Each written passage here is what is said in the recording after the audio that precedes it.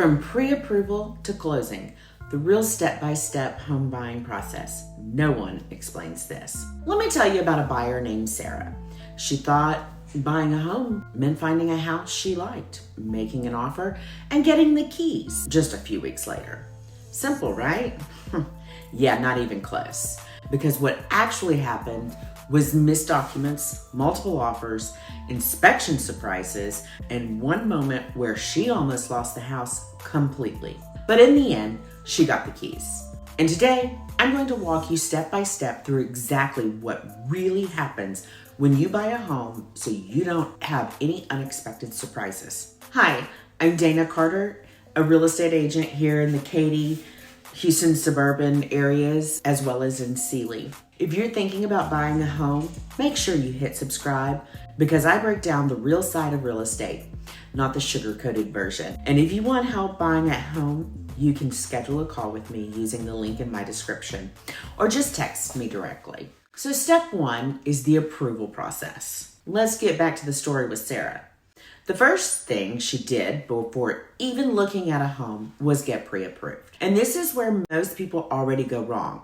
A pre-approval is not just a quick online calculator. It's a lender actually reviewing your income, your credit, your debt, and your financial history. Here's what you'll typically need: pay stubs, tax returns, bank statements, credit check. And here's the part no one tells you.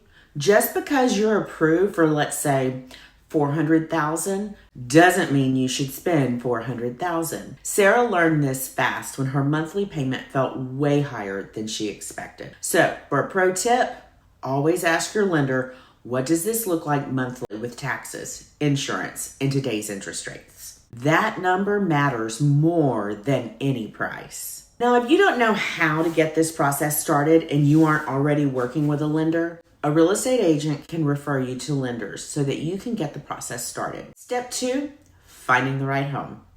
Now comes the fun part, house hunting. Back to homeowner Sarah, and she had a list. Sarah wanted 4 bedrooms, a big backyard, an updated kitchen, and guess what? The first 5 homes we saw didn't match what she thought she wanted at all. And that's normal because buying a home is emotional.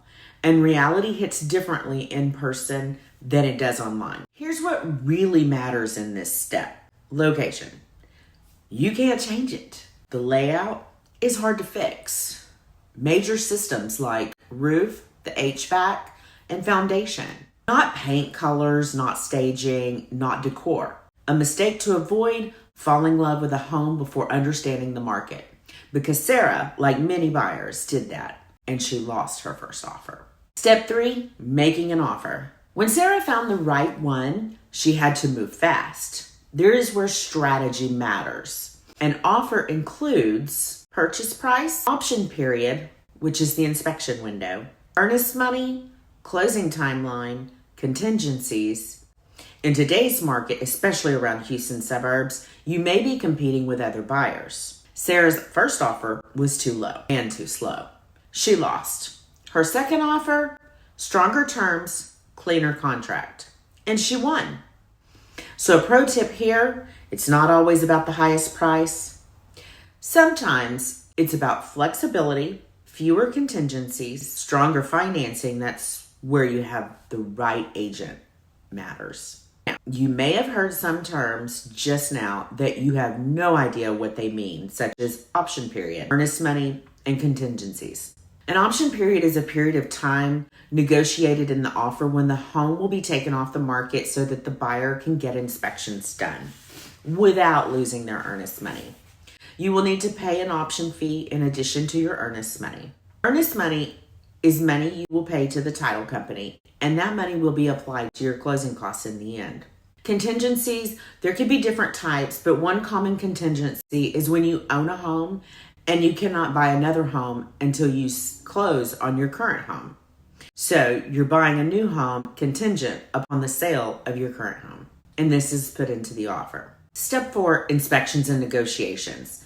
Now this is the part that surprises almost everyone. Sarah's inspection report was 25 pages long. And suddenly that perfect home didn't feel so perfect anymore. Common issues are roof wear, plumbing leaks, electrical concerns, foundation movement, especially in Texas. Now here's the key. The inspection isn't to scare you. It's to give you leverage. Repairs can be negotiated. And of course, be realistic in asking for repairs or concessions for the repairs. Not many sellers are going to fix everything in the inspection report. So discuss this with your realtor and they will guide you how to best handle the negotiations. Mistakes to avoid: skipping inspections to win a deal. That can cost you way more later. Step 5, the appraisal and loan process.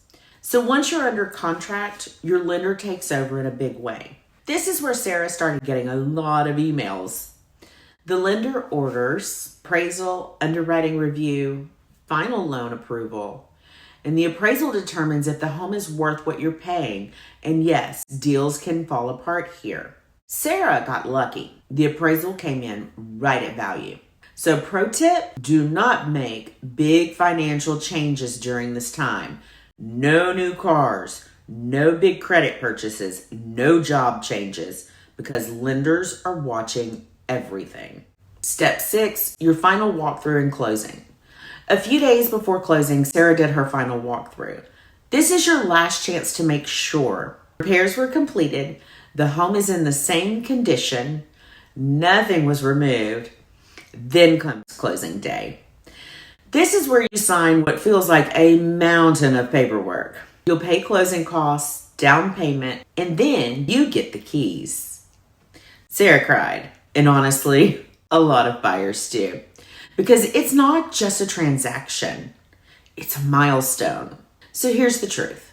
Buying a home isn't just find a house, buy it, move in. It's a process. And if you don't understand the steps, it can feel overwhelming fast. And when you do understand it, you move with confidence, and that changes everything. If you're thinking about buying a home in Katy, Sealy, Richmond, Fulshear, or Houston, I'd love to help you through this process step by step. Click the link in my description to schedule a call or text me directly. And if this video helped, make sure to like and subscribe. I've got a lot more coming that will save you time, money, and stress. And I will see you on the next one.